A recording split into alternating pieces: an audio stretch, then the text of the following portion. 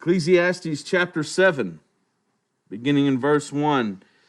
At the end of chapter 6, we might say that the preacher asks, who knows what is good for man? And it's kind of a rhetorical question, and we would anticipate, of course, the negative response that really no one knows. In fact, that's how he has set it up.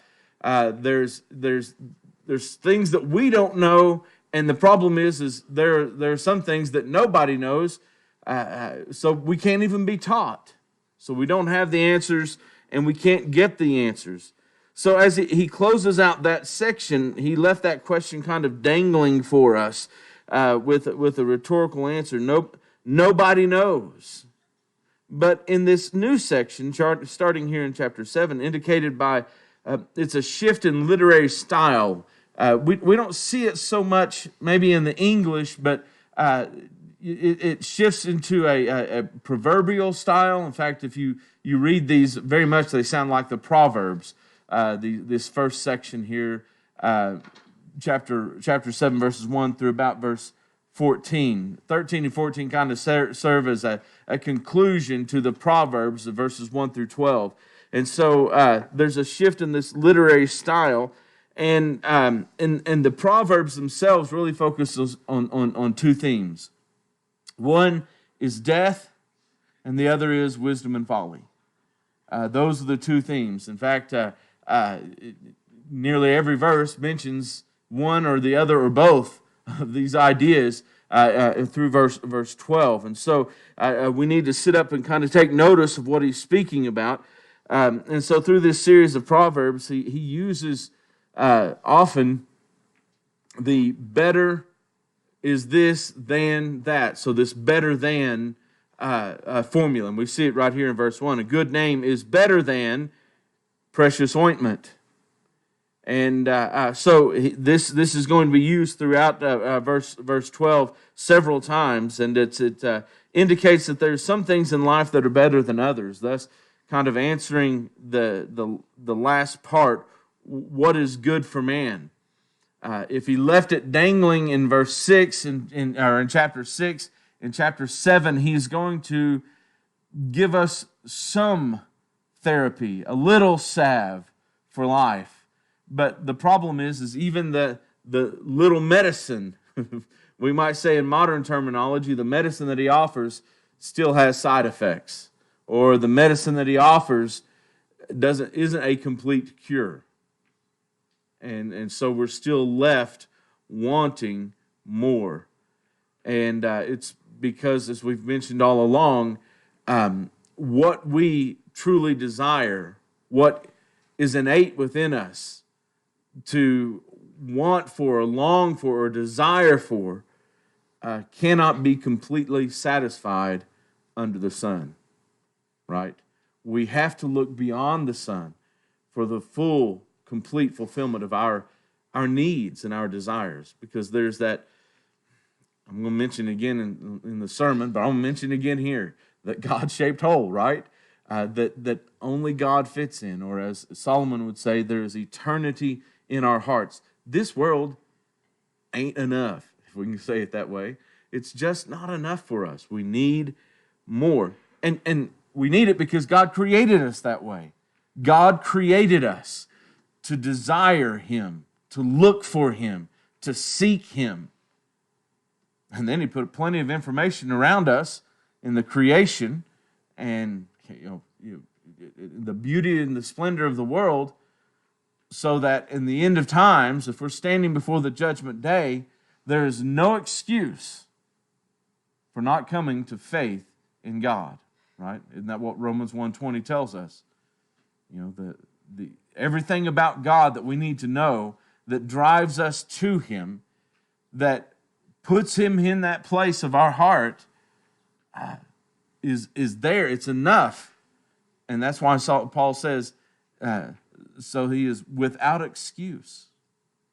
You can't stand at the day of judgment and say, but God, if you had just said this, if you had just done this in my life, if you had written it this way.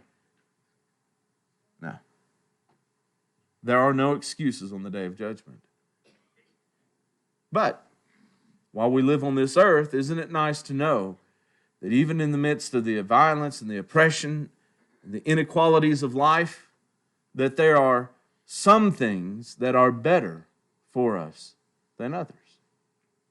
And so he starts off with this proverb: a good name, or some translations, a good reputation, is better than precious ointment. First line is generally accepted as true, and I think consists of something that maybe we understand just at face value. Proverbs 22 and verse 1 basically says the same thing. A good name is better or to be chosen rather than great riches, and favor is better than silver or gold. Now, in the context of Proverbs 22, the comparison is made between the good name or the reputation and character and gold and silver or jewelry or money. In this case, in Ecclesiastes, it's better than a precious ointment or fine oil. The word ointment is also properly translated as oil. Now, what's interesting, why would he use the two different ones? Well, for me, it's enough to say he wanted variety. It's a different circumstance, a different time in his life, and this is what he's thinking about. But think about the precious ointment. What was precious ointment? What they put on the bodies when people died, or that's what they, like, Mary washed his feet with it. Okay, all right. So, number one, that has the idea of expense, right? It's money, for one thing.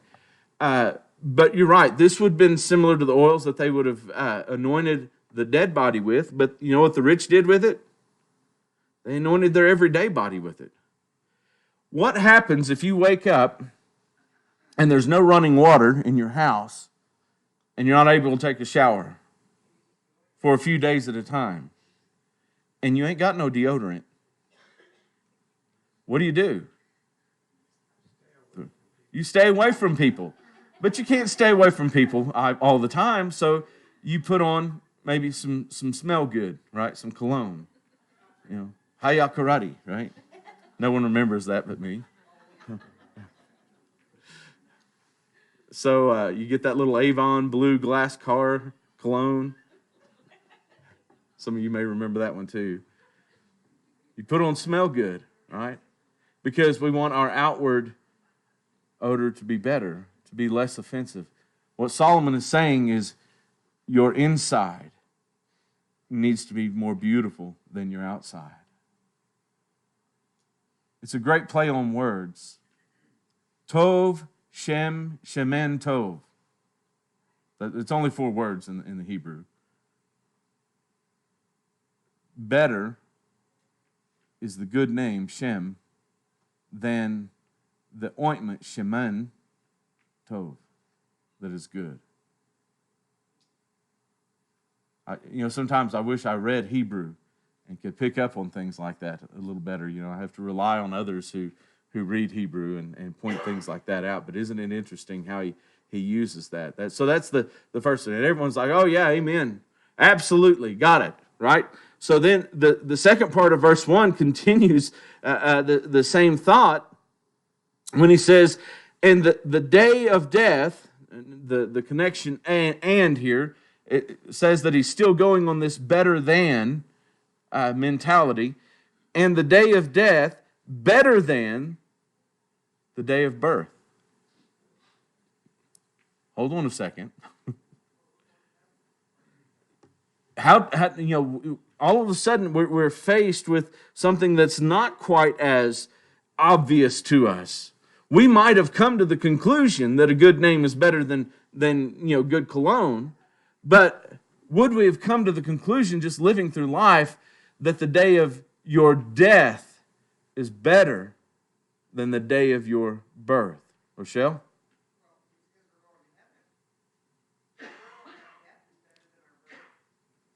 I don't see that at all here. I don't see any reference to heaven here. I mean, we can say that and put it we can Christianize this Hebrew scripture, but I don't think that does us a great service. But you're right. I mean, because we know that heaven's our end. Sure, that day of death is better for us. Terry? Could it be that the fact that the day of our death is when life is over, the suffering, the sorrows, the joy, everything, it's all done with.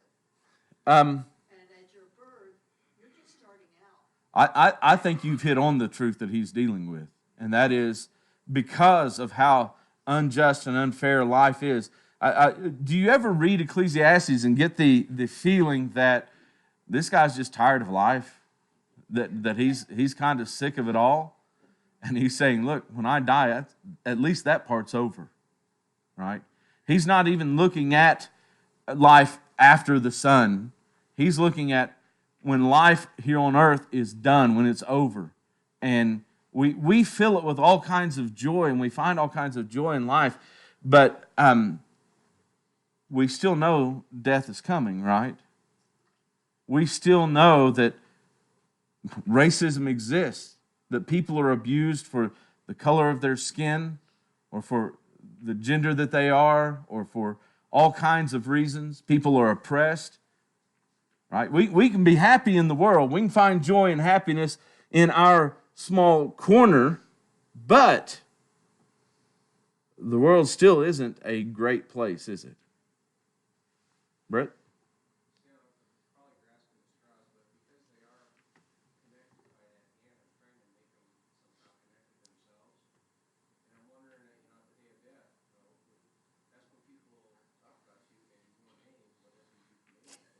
Yeah. So yes, there's several commentators that made that exact same connection. In fact, going back to what Rochelle said at first about the anointing oil for the dead body, that they connect the death and the oil even. And certainly that could be part of it. I don't think it's essential to understand it that connection be made, but I think it could be made. Terry? I think the word day, they're talking about just that one day of death that usually is surrounded by sadness, but your day of birth is surrounded by celebration. Right. Maybe they're talking about the heart, the feelings of the heart when you're facing death.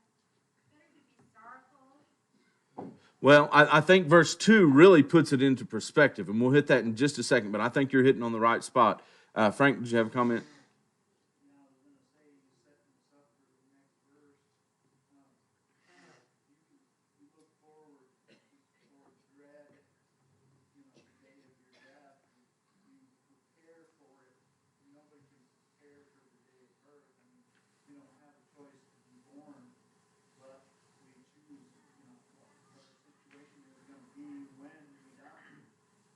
We choose we don't choose our day of death unless we're committing suicide, but God forbid that happens. But we don't choose our day of birth, but we do choose our character, and that's true. But we're not. Let me ask this question: how do you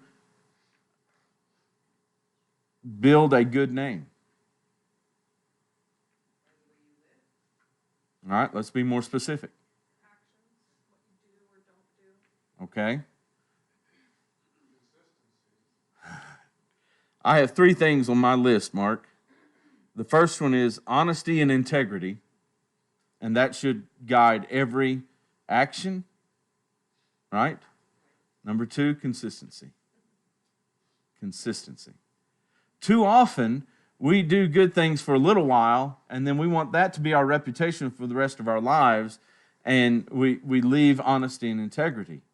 The third ingredient to a good name is time. Not just consistency for a couple of months, but consistency for a lifetime.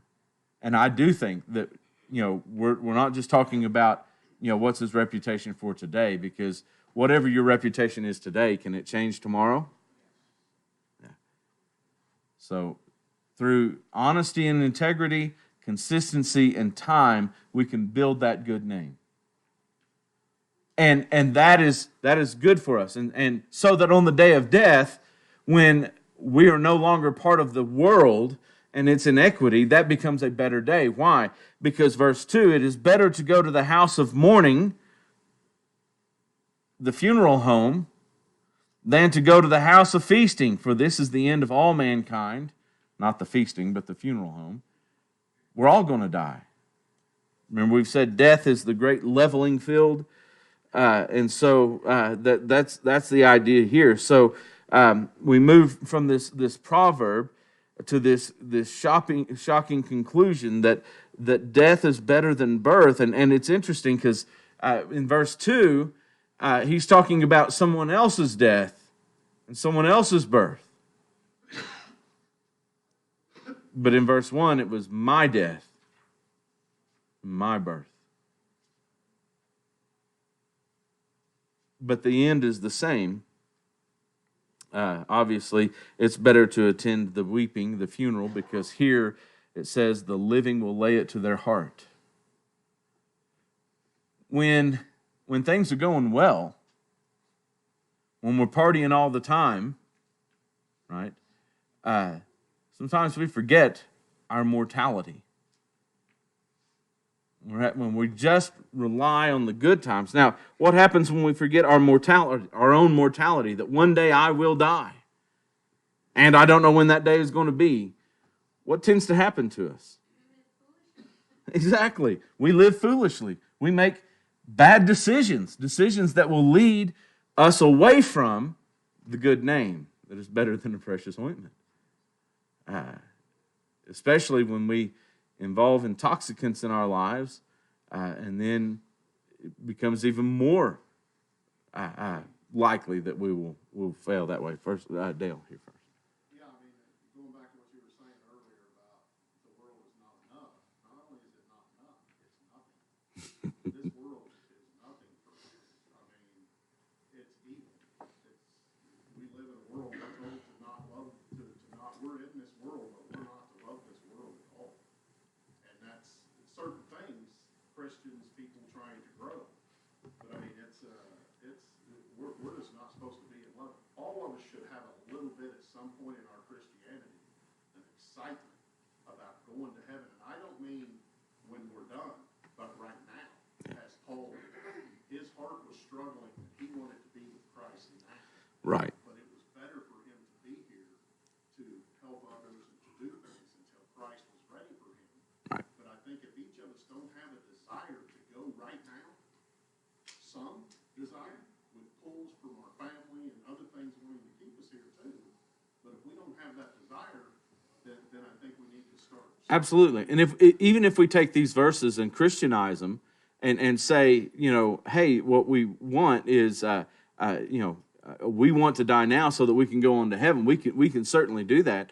Of course, one of the things that Jesus came to bring was abundant life, right? John 10:10. And he didn't mean after you die you get the abundant life.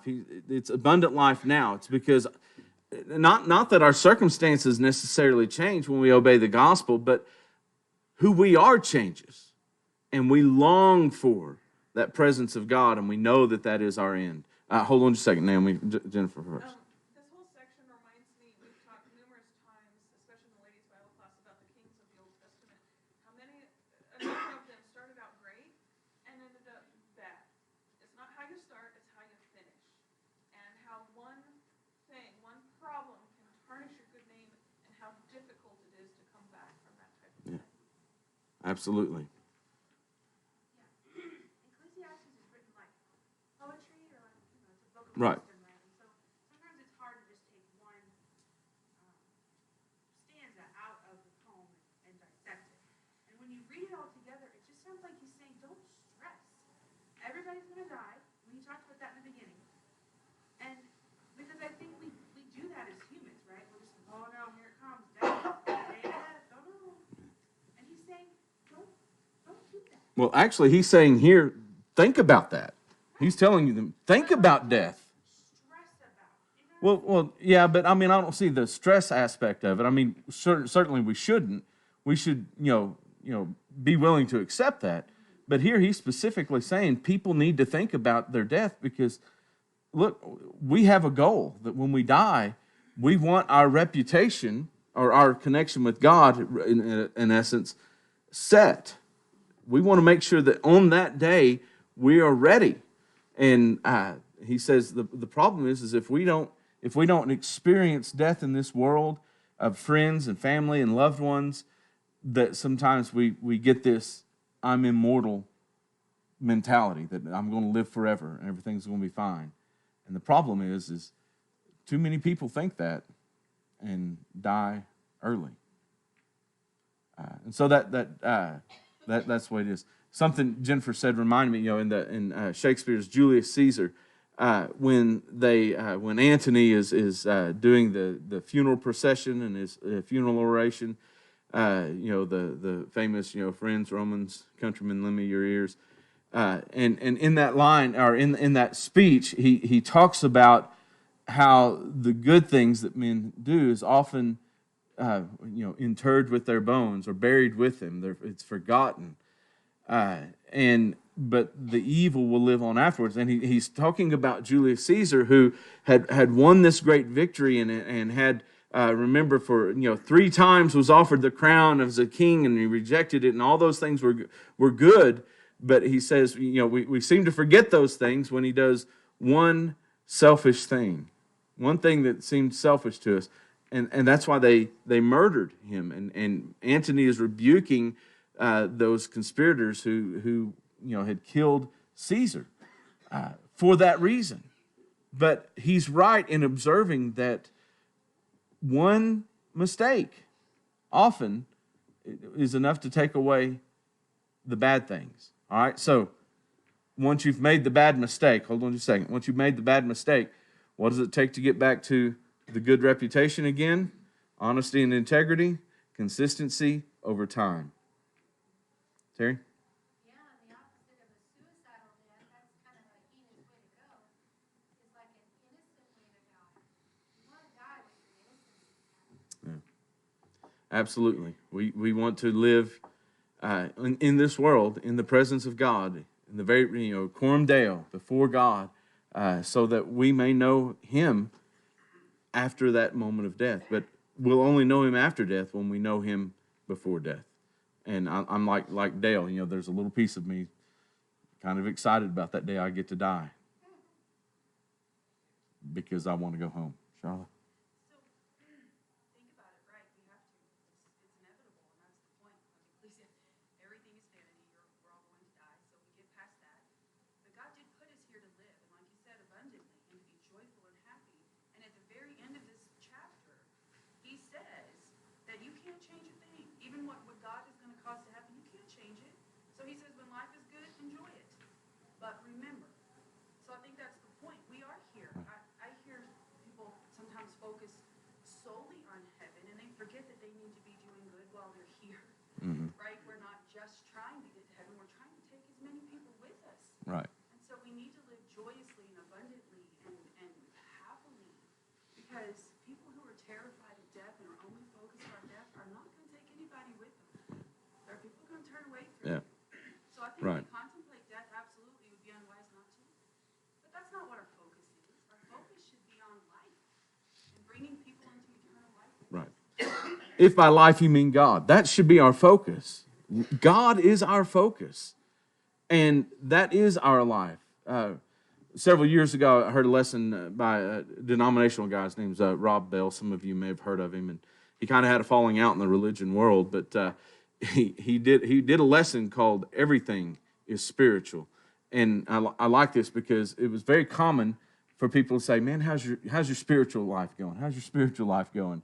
And he said, if you'd ever asked Jesus, "How's your spiritual life going?" he would have been confused. What do you mean spiritual life? Is there any other life? Everything is spiritual. I don't have my work life and my church life and my family life and my spiritual life. I have life because life is spiritual. And even people who have no connection with God, their life is still spiritual. We have to understand that it is still involves the Spirit. Everything we do is spiritual because it is a gift from God. And so when we focus on God, that is focusing on life. And we need to be that kind of people that is in our everyday speech. It's in how we view the world and how we view our friends, how we view the end of time. It's all about God. God becomes our focus. In verse 3, he starts with another proverb here. Sorrow is better than laughter. We see somewhat of a connection to the ideas before it. Sorrow and struggles open our eyes to the greatest happiness that we know. Sorrow is better than laughter, for by the sadness of the face, the heart is made glad. There's an old proverb that says, all sunshine makes a desert. We need the difficulties in life. We need the struggles, because when we go through the struggles, when we go through the valleys, we see how high the mountain peaks are. We see how great the good times are. Of course, it's given that this is the proper translation. Through trials, we gain a healthy and proper perspective on life. But the meaning is it could be changed. The idea of translated here, made glad, the heart is made glad. Some have suggested that it could be translated or should be translated, the heart is put right. All is right in the world when we face sorrow and sadness. Now, when you talk about Solomon and the preacher in this context, the Kohelet, you feel this somberness throughout the entire book of Ecclesiastes, and it's like Charlotte said, we don't need to go around with sour faces all the time or anything like that, and so what we get from Solomon is even though he's wise and I believe inspired, what's being inspired is the conflict and the wrestling that he's going through with life as he's observed it. And we are pulled into that same tension that he is going through as well. And we're faced with these inequities and injustices of life. John? I think the book a lot of times is received poorly because, as you know, it goes in certain sections and there's things that we can get on board with, being American. Oh, yeah, totally. There's time for all these things. And then something like this comes up and it's difficult for us to relate to it because really, if we're being honest with ourselves, we lead charmed lives. And if we were to sit in the seat of Paul, walk in the shoes of Peter, live in the life of Christ, then this stuff all makes sense. Because, they lived in a time where religious persecution wasn't a possibility, it was the reality. So, you're reading this and you're like, sorrow is better than laughter, by sadness of face, the heart is made glad. What does that even mean? But in persecution, and understanding the persecution mindset and perseverance, like whenever Peter starts talking in the very first part of 1 Peter, and talks about steadfastness. And you're like, why do you need patience? Because you have to endure the fiery trials until the very end. The testing of your faith, that's what produces the endurance and the stability of life. And it seems ridiculous to us. We have to remember that this is wisdom literature, and we don't get our doctrine from it. But there's a certain point in time where this may be completely true and applicable for you. Whereas when we're sitting here and we're comfortable and all is right, Yeah. it doesn't make sense. And the thing is, though, is that in the wisdom literature like this, he juxtaposes moments like this with the carpe diem passages, as we call them, eat, drink, and enjoy the fruits of your labors. Those seem very positive and upbeat, and then you get to passages like this. Why? It's because when you live life, in real life, you face the good times and the bad. And he's not telling us how to live through the good times and the bad. You ever notice that? He's not giving us, you're in bad times to do this, life will be better. Or what he's doing is saying, this is how life is. And we need to learn just how to live and accept those truths and realities. Jennifer? Something I've looked into recently is that a lot of times, especially in our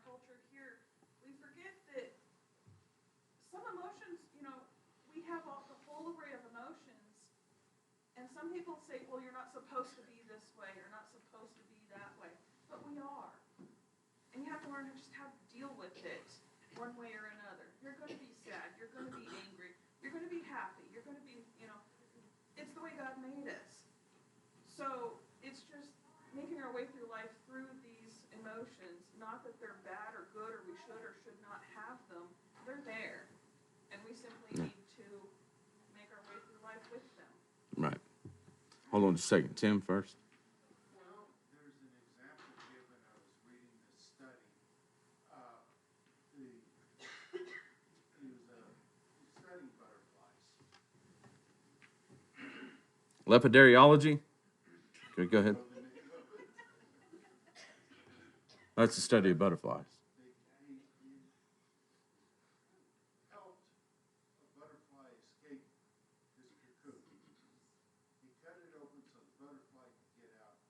Well, that butterfly never was able to fly.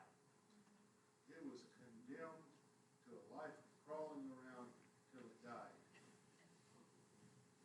Absolutely. Two identical chrysalis. You watch the other one, it struggled as it struggled to get out. The wings were pressed out and formed, and they dried and hardened, and this butterfly flew away. Without the struggles, you don't know the joys. That's right. And it takes both in your life to make progress. There. Well, going back to what you were saying, it should always be about Christ in our lives. Yes, we're to have joy in this life, but the joy is through Christ, and it's through living for Christ, working for Christ. And if it's that spiritual side of us all the time, as we go through the bad things, we're going to be okay because Christ is there. And as we go through the good things, we're not going to get too high because we know it's because of God. All good things Right. come from Christ. And that's really his conclusion. I heard Michelle was talking to me about Kevin's lesson. I didn't get to see it about the attitude, about having that attitude no matter what's going on in your life. We are to have a positive attitude because Christ is in control. And if we're spiritual always in our thinking, we're going to have downs, we're going to have ups, and we're going to have good. But it's not us celebrating this world or the life that we have in this world. As the apostles, they might have come up and down a little bit, but it was because they were angry because people were going against Christ, and when they were being beat, they were whistling down the road because of Christ. Right. So if your spiritual life is right, the ups and downs of life, you're going to take them and know that no matter, God doesn't cause bad things to happen, but we're not promised that they're not going to happen in our life. But if Christ is there, we know that they can't hurt us. Eventually, heaven is the goal. And if we're good and we have blessings, as long as we give those blessings to Christ and not ourselves or anything in this world, then I think that can keep us on the... It's the idea of living vertically. It's living here and not just here. We live vertically, then, as Charlotte mentioned a moment ago, later in this section, it says that God gives us the good days. Rejoice in those. God also gives us the bad days. That's okay, because we will live through those. And there is conflict and there's tension in life. And that's kind of what the Proverbs in this section gives to us. Do I see someone else's hand up over here? All right. Yeah, let's finish. Verse 4 basically harkens back to verse 2, but instead of better, he's going to contrast the difference between wisdom and foolishness. When he says the heart of the wise is in the house of mourning, and the heart of the fool is in the house of mirth. And so the idea is that death and reflection on mortality makes the wise man pause and take account of life, even without consideration for the afterlife. The life of reflection is better because it yields a good reputation, but the fool lives his life without thought of the consequences. He skates from one party to the next, working as little as possible in between so that he can have fun when he gets there. He avoids trials by simply ignoring them or drinking them away or abusing drugs. He kicks the can down the road as many times as he can until the hammer of life, the sword of Damocles, falls and he's begging for help. But as Christians, we must live our lives with the thoughts of the future. The trials help perfect us and strengthen us. Remember James chapter 1 and verse 2, that count it all joy when you fall into diverse or manifold or many or different temptations and trials, knowing that the trying your faith works patience. At the end of his life, Johnny Cash recorded a kind of his swan song album. And on that album, there's a song which was written by a guy named Trent Reznor, who was lead singer of Nine Inch Nails. Some of you may know Nine Inch Nails. And it was called Hurt. The title of the song is Hurt. And in one of the lines, he says, I hurt myself today to see if I still feel. I focused on the pain because that was the only thing that's real. A.W. Tozer said, God cannot use a man until he has hurt him deeply. And of course, the deepest hurt is the cutting out of the cancer of sin so that we can live whole and healthy on the other side. And you know that's true of those who've lived in life in which they fell into sin and loved that sin, and then to have those things cut away, there is a pain. There is a pain in that. Evidenced by some people who go back to the sins over and over and over, because it's easier to do that than to go through the pain of the separation from our habits. We've got to have it cut out. And once God has hurt a man deeply, because in that moment, in the deepest pain, man must rely on God. Now God can use you.